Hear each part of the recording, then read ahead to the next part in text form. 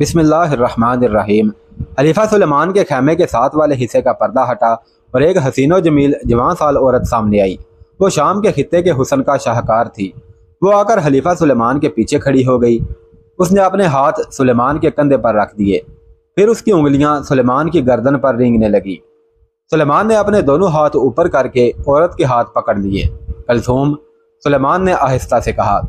وہ عورت جو ابھی جوان لڑکی تھی اس کے آگے آ کر اس کی گود میں بیٹھ گئی۔ کیا تم نے سنا ہے ہم نے کیا کیا ہے؟ ہاں امیر المومنین، کلثوم نے سلیمان کی گھنی مونچھوں پر انگلیاں پھیرتے ہوئے کہا۔ میں پردے کے ساتھ کھڑی سن رہی تھی۔ بدنصیب بربر، سلیمان نے طنزیہ مسکراہٹ سے کہا اور اپنا ایک بازو کلثوم کی کمر کے گرد لپیٹ کر کہنے لگا، افریقہ سے اتنی دور یہاں میرے حکم سے مرنے آئے تھے، موسیٰ کو بچانے کے لیے بغاوت کی باتیں کر رہے تھے۔ کیا آپ مطمئن ہیں کہ آپ کی خلافت میں اب کوئی بھی بغاوت کی بات نہیں کرے گا؟ کلثوم نے پوچھا۔ جو کرے گا وہ اسی انجام کو پہنچے گا، خلیفہ سلیمان نے کہا۔ لوگ مجھے ظالم کہیں گے، تاریخ لکھنے والے مجھے سفاک اور جابر لکھیں گے، لیکن آنے والی نسلیں یہ نہیں سنیں گی کہ ہمارے دور خلافت میں کسی ملک میں بغاوت ہوئی تھی۔ کیا یہ آپ کی بھول نہیں ہے امیر المؤمنین؟ کلثوم نے کہا۔ دو بربر سرداروں کو ہلاک کر دینے سے بغاوت کے خطرے کو ختم نہیں کیا جا سکتا۔ اس نے سلیمان کے ساتھ رومان انگیز اور دل گداز حرکتیں کرتے ہوئے کہا، موسیٰ کو قید کر کے آپ نے بہت بڑا خطرہ مول لے لیا ہے۔ خلیفہ سلیمان نے رومانی کیفیت میں نیموا آنکھوں سے کلثوم کے چہرے پر نظریں جما دی۔ اس پر تو جیسے زہر طاری ہوا جا رہا تھا۔ کیا آپ نے سوچا نہیں کہ موسیٰ اپنے بیٹے عبدالعزیز کو اندلس کا امیر مقرر کر آیا ہے؟ کلثوم نے کہا۔ عبدالعزیز کو پتہ چل چکا ہوگا کہ اس کے باپ کو اظہار ثانی سے آہستہ آہستہ موت تک پہنچایا جا رہا ہے۔ طارق بن زیاد کو آپ نے پابند کر رکھا ہے کہ دمشق سے باہر نہ جائے۔ عبدالعزیز اور طارق بن زیاد ایک ہیں۔ اندلس میں ہماری فوج موسیٰ بن نصیر، طارق بن زیاد اور عبدالعزیز بن موسیٰ کو عظیم اور قابل تکریم و تعظیم سمجھتی ہے۔ کیا تم یہ کہنا چاہتی ہو کہ عبدالعزیز ہمارے خلاف بغاوت کرے گا؟ کیوں نہیں کرے گا؟ کلثوم نے کہا۔ وہ اپنے باپ کی بے عزتی کا انتقام ضرور لے گا۔ وہ تو خود محتاری کا اعلان بھی کر سکتا ہے۔ فوج اس کے ساتھ ہے۔ آپ شاید بھول رہے ہیں کہ نصف سے زیادہ فوج بربر ہے۔ بربر بجا طور پر دعویٰ کر سکتے ہیں کہ اندلس کے فاتح وہی ہیں۔ آج آپ نے دو بربر سرداروں کو سزا دی ہے۔ جو بربر حج کرنے کے لیے آئے ہیں وہ سرداروں کو ڈھونڈتے پھر رہے ہوں گے۔ کسی نہ کسی طرح انہیں پتہ چل جائے گا کہ آپ نے ان دونوں کو کہاں پہنچا دیا ہے۔ ٹھہرو، سلیمان بن عبد الملک نے کہا۔ میں نے عبدالعزیز بن موسیٰ کے بارے میں تو سوچا ہی نہیں تھا، مجھے سوچنے دو۔ خلیفہ سلیمان بن عبد الملک کی سوچوں پر رعونت اور ذاتی اقتدار کا نشہ طاری تھا۔ اس نشے میں کلثوم کے حسن و جمال اور ناز و ادا نے اضافہ کر دیا تھا۔ مسند خلافت پر بیٹھنے سے چند مہینے پہلے کلثوم اس کے حرم میں آئی تھی۔ یہ اس کے ایک دوست کا تحفہ تھا۔ کلثوم تو جیسے مردوں پر سحر طاری کرنے اور انہیں اپنے اشاروں پر نچانے کی تربیت یافتہ تھی۔ وہ آتے ہی سلیمان پر چھا گئی اور حرم کی ہر عورت کو اس نے اپنی لونڈی بنا لیا تھا۔ کلثوم کے حسن و ادا میں سحر تھا یا نہیں، وہ سحر کاری کی تربیت یافتہ تھی یا نہیں، اصل کمزوری سلیمان بن عبد الملک کی تھی۔ وہ عورت اور شراب کا رسیہ تھا۔ امت رسول صلی اللہ علیہ وسلم کی بدقسمتی کہ وہ خلیفہ بن گیا۔ اپنے کردار کے مطابق اس نے خلافت کو شہنشاہیت کا رنگ دے دیا اور تاریخ کے روایتی بادشاہوں جیسے حکم جاری کر دیے۔ تاریخ اور نفسیات گواہ ہیں کہ جس مرد نے اعصاب پر عورت کو سوار کیا وہ خود ہی تباہ نہیں ہوا، بلکہ وہ اپنے خاندان کا سربراہ ہے تو اس نے پورے خاندان کو تباہ کیا، اور اگر کسی ملک کا سربراہ ہے تو اس نے پورے ملک کو تباہ کیا۔ تاریخ اس بارے میں خاموش ہے کہ کلثوم سلیمان کی بیوی تھی یا حرم کی داشتہ۔ البتہ تاریخ بے شمار واقعات سناتی ہے جو سلیمان کو مطلق العنان اور شفاق بادشاہ ثابت کرتے ہیں۔ اس کی خلافت دراصل خلافت میں لپٹی ہوئی بادشاہی تھی۔ وہ بظاہر فریضہ حج ادا کرنے گیا تھا، لیکن شاہانہ جاہو جلال اپنے ساتھ لے گیا تھا۔ اس کے حرم کی کلثوم اور کلثوم کی نوکرانیاں بھی اس کے ساتھ تھیں۔ خلیفہ کا محافظ دستہ اور جاسوس بھی اس کے ساتھ تھے۔ اس نے اللہ کے گھر جا کر بھی اپنا دربار لگا لیا تھا۔ اس شام جب اس نے دو بربر سرداروں کو سزا دی تھی، وہ رات کو اپنے محلاتی خیمے سے نکلا اور اس جگہ چلا گیا جہاں موسیٰ بن نصیر رات گزارنے کے لیے لیٹ جایا کرتا تھا۔ اس کے ساتھ دو محافظ اور دو مشعل بردار تھے۔ موسیٰ لیٹا ہوا تھا۔ اٹھو، اس نے موسیٰ کے پہلو میں ٹھوکر ماری۔ ضعیف العمر موسیٰ بن نصیر بڑی مشکل سے اٹھ کر بیٹھ گیا اور اوپر دیکھا۔ تیری عقل ٹھکانے آ گئی ہے، سلیمان نے کہا۔ وہ دو بربر بغاوت کی باتیں کرتے رہے اور تو انہیں روکتا رہا۔ تیرے ڈر سے نہیں عبد الملک، موسیٰ نے آسمان کی طرف انگلی کر کے کہا۔ اللہ کے ڈر سے، مجھے اب بھی تیری خلافت کا کوئی ڈر نہیں، تیرا ڈر نہیں۔ سلیمان نے طنزیہ کہا لگایا۔ بدبخت، سلیمان نے کہا، تو کیا سمجھتا ہے مجھے اللہ کا ڈر نہیں؟ نہیں، موسیٰ نے کہا، تو احکام الہی سے بھی واقف نہیں۔ قرآن کھول اور دوسرا پارہ پڑھ۔ اللہ کا فرمان ہے، حج کے دنوں میں اپنی عورتوں سے دور رہو، کوئی برا کام نہ کرو، کسی سے لڑائی جھگڑا نہ کرو، جو نیک کام تم کرو گے وہ اللہ کو معلوم ہو جائے گا۔ سفر حج کے لیے زادرہ ساتھ لے جاؤ، اور بہترین زادرہ پرہیزگاری ہے۔ بس اے عقل والو، میری نافرمانی نہ کرو۔ کیا تو ان احکام پر عمل پیرا ہے خلیفہ سلیمان؟ خلیفہ سلیمان اسے طنزیہ نگاہوں سے دیکھتا واپس چلا گیا۔ پھر حج بھی ہو گیا، حاجیوں کے قافلے واپسی کے سفر کو چل پڑے۔ خلیفۃ المسلمین سلیمان بن عبد الملک کا قافلہ بھی دمشق کو روانہ ہو گیا۔ موسیٰ بن نصیر کو ہر روز تھوڑا سا سفر اونٹ پر کراتے، باقی دن پیدل چلاتے تھے۔ اس نے بھیک میں جو کچھ کمایا وہ خلیفہ نے جرمانے میں وصول کر لیا تھا۔ 1.5-2 مہینے بعد یہ قافلہ دمشق پہنچ گیا اور موسیٰ کو قید خانے میں ڈال دیا گیا۔ دمشق میں پہلی ہی رات کلثوم نے سلیمان کو یاد دلایا کہ اندلس میں موسیٰ بن نصیر کا بیٹا امیر ہے اور وہ کسی بھی وقت اپنے باپ کا انتقام لینے کے لیے باغی ہو کر اندلس کا خود مختار حکمران بن سکتا ہے۔ کلثوم، سلیمان نے کہا، میں خلیفۃ المسلمین ہوں۔ مسلمانوں نے ایک نیا ملک فتح کیا ہے، وہاں نیا نظام رائج کیا جا رہا ہے، لڑائی ابھی بھی جاری ہے۔ کیا میرا فرض نہیں کہ خلیفہ کی حیثیت سے وہاں جاؤں؟ اس سے میری اہمیت اور مقبولیت بڑھے گی۔ نہیں خلیفۃ المسلمین، کلثوم نے کہا، مجھے آپ کی جان کا خطرہ محسوس ہو رہا ہے۔ ہو سکتا ہے آپ کے ساتھ جانے والوں میں کوئی وہاں بتا دے کہ موسیٰ بن نصیر قید خانے میں ہے اور اس کی حالت بہت بری ہے۔ اس صورت میں آپ کا وہاں سے زندہ نکل آنا ناممکن ہوگا۔ مجھے وہاں کے حالات معلوم کر لینے چاہیے، سلیمان نے کہا۔ اگر بغاوت اور خود مختاری کا ذرا سا بھی اشارہ ملا تو میں عبدالعزیز کو ٹھکانے لگا دوں گا۔ دوسرے دن خلیفہ سلیمان نے پہلا کام یہ کیا کہ ایک تیز رفتار قاصد کو اندلس اس حکم کے ساتھ روانہ کیا کہ وہاں کے حالات معلوم کر کے آئے۔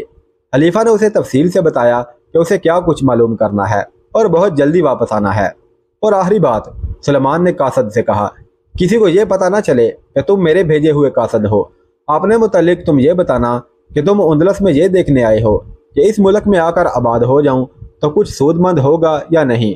انتہائی تیز رفتاری سے آنے جانے کے باوجود قاصد کو 1.5 مہینہ لگ گیا۔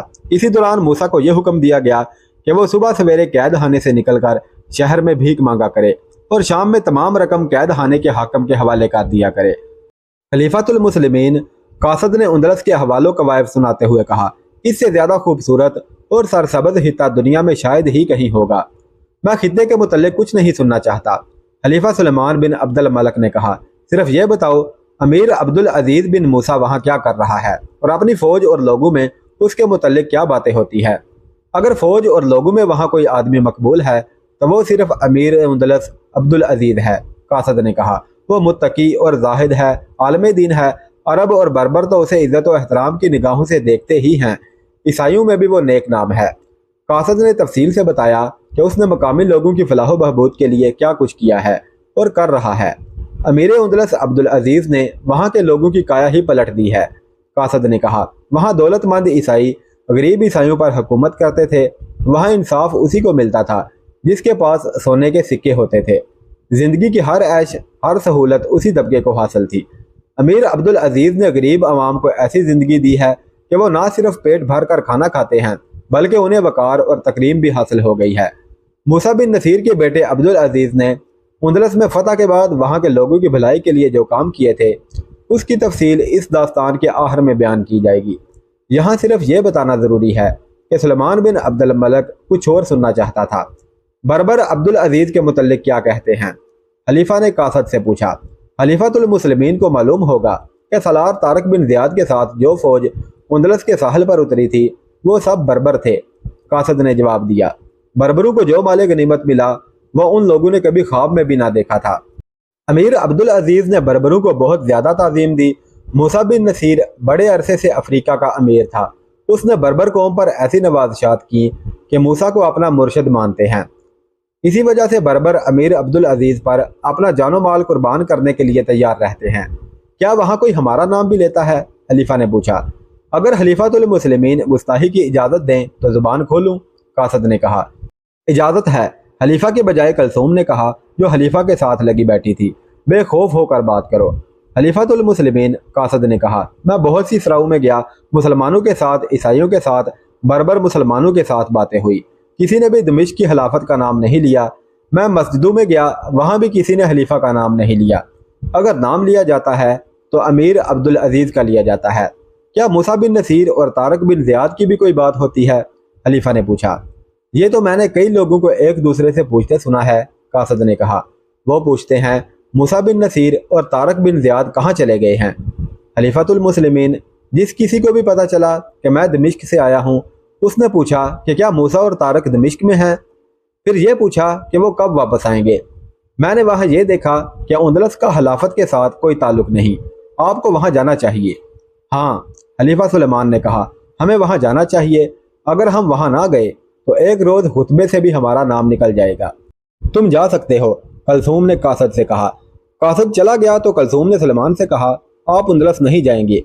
کیا آپ نے قاصد کی اتنی زیادہ اور واضح باتوں سے اندازہ نہیں کیا کہ اندلس ایک روز خود مختار ملک بن جائے گا؟ کیا آپ بنو امیہ کی خلافت کو ختم کرنا چاہتے ہیں؟ کیا آپ موسیٰ کے خاندان کو خلافت کی گدی دینا چاہتے ہیں؟ نہیں، خلیفہ نے کہا، میں موسیٰ کے خاندان کو ختم کر کے مروں گا۔ موسیٰ کو یہ اختیار کس نے دیا تھا کہ وہ نئے مفتوحہ ملک میں اپنے بیٹے کو امیر مقرر کر آیا ہے؟ کلثوم نے کہا، موسیٰ کو ختم کر دینے سے اس کا خاندان تو ختم نہیں ہوگا، اس کی نسل ختم ہونی چاہیے۔ ابو حنیف کو بلاؤ، خلیفہ نے کہا۔ کلثوم چل پڑی۔ تم کہاں جا رہی ہو؟ خلیفہ نے اسے روکا۔ دربان کو بھیجو۔ ابو حنیف کو آپ کے حضور لانے کے لیے مجھے ہی جانا چاہیے، کلثوم نے کہا۔ وہ آپ کے حکم کے انتظار میں یہی بیٹھا ہے۔ کلثوم باہر نکل گئی۔ راہداری اور 2 کمروں سے گزرتی اس نے ایک کمرے کا دروازہ کھولا۔ یہ بڑا ہی خوشنما کمرہ تھا۔ اس میں ایک ادھیڑ عمر ہوبرو عرب بیٹھا تھا۔ کلثوم کو دیکھ کر وہ اٹھ کھڑا ہوا اور اپنے بازو پھیلا دیے۔ کلثوم سیدھی اس کے بازو میں چلی گئی۔ یہ ابو حنیف تھا۔ بیٹھ جاؤ، کلثوم نے اسے بٹھا دیا اور اس کے پاس بیٹھ کر بولی، سلیمان اندلس جانے کے ارادے رکھتا ہے، تم اس کے مشیر ہو۔ مشیر تو اس کے اور بھی ہیں، لیکن میں نے تمہیں اس کے دل میں اتارا ہوا ہے۔ یہ کوئی نئی بات نہیں، ابو حنیف نے کہا، کوئی نئی بات کرو۔ قاصد کیا خبر لایا ہے اور سلیمان کیا کہتا ہے؟ کلثوم نے اسے قاصد کی تمام باتیں سنائیں، سلیمان کا رد عمل بھی سنایا، اور کلثوم نے سلیمان کو جو مشورہ دیا وہ بھی سنایا۔ یہی مشورہ میں دوں گا، ابو حنیف نے کہا۔ سلیمان کی خلافت قائم رہی تو ہماری بھی رہے گی۔ یہ بھی یاد رکھو کلثوم، اندلس سے جو لونڈیاں اور کنیزیں موسیٰ بن نصیر نے سلیمان کو تحفے کے طور پر دی تھی، وہ ایک سے بڑھ کر ایک خوبصورت ہے۔ ان عیسائیوں لڑکیوں کے دماغ بہت تیز ہوتے ہیں۔ میں جانتا ہوں کہ یہ کنیزیں وہاں نوکرانیاں نہیں تھیں، یہ شاہی خاندانوں اور امراء کے خاندانوں کی لڑکیاں ہیں۔ کہیں ایسا نہ ہو کہ ان میں سے کوئی تمہیں پیچھے کر کے خود آگے ہو جائے۔ یہ باتیں پھر کر لیں گے، کلثوم نے کہا۔ خلیفہ تمہیں بلا رہا ہے، وہ اندلس کے امیر عبدالعزیز کے متعلق تم سے مشورہ لے گا۔ کیا مشورہ دوں؟ کلثوم نے اپنا دایاں ہاتھ چھری کی طرح اپنی شاہ رگ پر پھیرا۔ یہ قتل کا اشارہ تھا۔ فوراً جاؤ، کلثوم نے کہا، وہ تمہارا انتظار کر رہا ہے، اسے اندلس جانے کا مشورہ نہ دینا۔ ابو حنیف تیز تیز چلتا خلیفہ کے کمرے میں چلا گیا اور دونوں سرگوشیوں میں باتیں کرنے لگے۔ اسی دن کے پچھلے پہر دمشق سے ایک قاصد اندلس کی طرف جا رہا تھا۔ وہ ایک تحریری پیغام لے جا رہا تھا۔ پیغام چمڑے کی تھیلی میں بند کیا گیا تھا اور تھیلی کا منہ ابو حنیف نے خلیفہ سلیمان کی موجودگی میں سر بمہر کیا تھا۔ پیغام ابو حنیف کے ہاتھ کا لکھا ہوا تھا اور خلیفہ سلیمان نے لکھوایا تھا۔ قاصد کا نام جو تاریخ میں آیا ہے وہ ابو النصر ہے۔ یہی قاصد سلیمان سے پہلے خلیفہ ولید بن عبد الملک نے موسیٰ کو اندلس سے بلانے کے لیے بھیجا تھا۔ ابو النصر ایوان خلافت کا قابل اعتماد عہدیدار تھا۔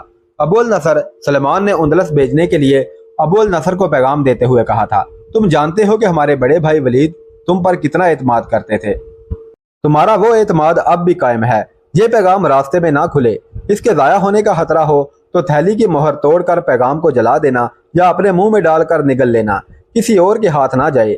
ایسا ہی ہوگا امیر المؤمنین، ابو النصر نے کہا۔ اور ایک بار پھر سن لو، خلیفہ سلیمان نے کہا، یہ پیغام حبیب بن عبیدہ کے ہاتھ میں جائے، کسی اور کو پتہ نہ چلے کہ تم کوئی پیغام لائے ہو۔ باقی سب کچھ تمہیں سمجھا دیا گیا ہے۔ ابھی اندلس کا دارالحکومت تلیتلا تھا۔ امیر عبدالعزیز تلیتلا میں ہی تھا۔ ابو النصر رات کو تلیتلا کے مضافات میں پہنچا۔ قلعے کے دروازے بند تھے، اس لیے رات اسے شہر سے باہر گزارنی پڑی۔ صبح دروازے کھلے تو وہ شہر میں داخل ہوا۔ اس نے اپنا حلیہ اور لباس بدل لیا تھا، جس میں وہ عرب لگتا ہی نہیں تھا۔ وہ پہلے بھی یہاں آ چکا تھا، اس لیے مختلف اور اہم جگہوں سے واقف تھا۔ اسے یہ بھی معلوم تھا کہ حبیب بن عبیدہ کہاں رہتا ہے۔ مورخوں کے مطابق حبیب بن عبیدہ فوج کے کسی اعلیٰ رتبے پر فائز تھا اور ان دنوں وہ انتظامیہ میں تھا۔ شاید اسی لیے تاریخ میں اس کے نام کے ساتھ امیر لکھا گیا ہے۔ یعنی امیر حبیب بن عبیدہ۔ ابو النصر اس کے گھر پہنچ گیا۔ اس وقت حبیب کا ایک رفیق کار زید بن نابا اس کے پاس آیا بیٹھا تھا۔ خادم نے اسے اطلاع دی کہ ایک آدمی اسے ملنا چاہتا ہے۔ حبیب باہر آیا۔ کون؟ حبیب نے ابو النصر کو بڑی غور سے دیکھ کر کہا، کیا تم ابو النصر نہیں ہو؟ کسی کے لیے حلیفہ کا پیغام لائے ہو؟ صرف تمہارے لیے، ابو النصر نے کہا۔ حلیفہ کا کوئی خاص اور خفیہ پیغام ہے؟ حکم ہے کہ کسی اور کو پتہ نہ چلے کہ میں پیغام لایا ہوں۔ پیغام لو اور مجھے چھپا لو، میں جواب لے کر چلا جاؤں گا۔ حبیب بن عبیدہ نے اس سے تھیلی لے لی اور اپنے خادم سے کہا کہ اس مسافر کو الگ کمرے میں رکھے اور اس کے کھانے پینے کا بہت دھیان رکھے۔ اپنے کمرے میں جا کر زید بن نابا کے سامنے تھیلی کھولی اور پیغام نکالا۔ پڑھتے پڑھتے اس کے ہاتھ کانپنے لگے۔ پیغام لمبا نہیں تھا۔ مورخ دوزی اور اسکاٹ لکھتے ہیں، پیغام حبیب بن عبیدہ کے ہاتھ سے گر پڑا اور اس کی آنکھوں سے آنسو بہہ نکلے۔ پیغام زید نے اٹھایا اور پڑھنے لگا، امیر اندلس عبدالعزیز کو قتل کر دو۔ زید نے پیغام پڑھا، اور اس کا سر دمشق بھیج دو اور کسی کو پتہ نہ چلے۔ ابن نابا، حبیب نے کہا، تم جانتے ہو موسیٰ بن نصیر کے ساتھ میری دوستی کتنی گہری ہے۔ میں اس کے بیٹے کو کس طرح قتل کروا دوں؟ یہ کام مجھ سے نہیں ہو سکے گا۔ پھر خود مرنے کے لیے تیار ہو جاؤ۔ زید بن نابا نے کہا، اس حلیفہ کا حکم نہیں مانو گے تو وہ تمہیں اور تمہارے خاندان کے بچے بچے کو قتل کرا دے گا۔ قتل سے پہلے تمہیں قید خانے میں بند کر کے اتنی اذیتیں دے گا کہ دن رات میں کئی بار مرو گے۔ کیا تم میرا ساتھ دو گے؟ حبیب نے پوچھا۔ کہو گے تو ضرور دوں گا۔ زید بن نابا نے کہا، تمہیں حلیفہ کا یہ حکم ماننا ہی پڑے گا۔ ان دونوں کے درمیان بہت باتیں ہوئیں۔ تقریباً تمام یورپی اور مسلمان مورخوں نے لکھا ہے کہ حبیب بن عبیدہ کی دوستی موسیٰ بن نصیر کے ساتھ تو ضرور تھی، لیکن مرحوم خلیفہ ولید اور اس کے بھائی سلیمان بن عبد الملک کے حبیب بن عبیدہ اور اس کے خاندان پر ایسے احسانات تھے جنہیں وہ فراموش نہیں کر سکتا تھا، اور سلیمان کی انتقامی کارروائی کے خوف سے بھی وہ اس کی حکم عدولی نہیں کر سکتا تھا۔ اس نے 5 فوجی عہدیداروں کو ساتھ ملایا اور انہیں اعتماد میں لے لیا۔ یہ 5 بنو امیہ میں سے تھے۔ یہ سب امیر عبدالعزیز کے قتل پر آمادہ ہو گئے۔ مشکل یہ پیش آ گئی کہ امیر عبدالعزیز فلاح و بہبود اور ترقیاتی کاموں میں اس قدر بھاگ دوڑ کرتا تھا کہ کسی ایک جگہ ٹھہرتا ہی نہیں تھا۔ اندلس کے کئی علاقوں میں لڑائی ابھی جاری تھی۔ عیسائی مسلمانوں کو اندلس سے نکالنے سے تو عاجز ہو چکے تھے، وہ باقی ماندہ اندلس کو بچانے کے لیے بے جگری سے لڑ رہے تھے۔ امیر عبدالعزیز اچانک کسی نہ کسی محاذ پر چلا جاتا تھا۔ اس پر قاتلانہ حملے کی کوشش کی گئی، لیکن وہ اس بری طرح ناکام ہوئی کہ اسے پتہ ہی نہ چل سکا کہ اسے کسی نے قتل کرنے کی کوشش کی ہے۔ آخر ابن عبیدہ نے ایسا آدمی ڈھونڈ نکالا جو پاگل پان کی حد تک نہ ڈر اور دماغ اور جسم کا تیز تھا۔ وہ اکیلا عبدالعزیز کے ساتھ سائے کی طرح لگ گیا۔ عبدالعزیز ہر جگہ اپنے محافظوں کے گھیرے میں رہتا تھا، اس تک تو تیر بھی نہیں پہنچ سکتا تھا۔ اس قاتل نے، جس کا نام کسی مورخ نے نہیں لکھا، آخر ایک موقع ڈھونڈ لیا۔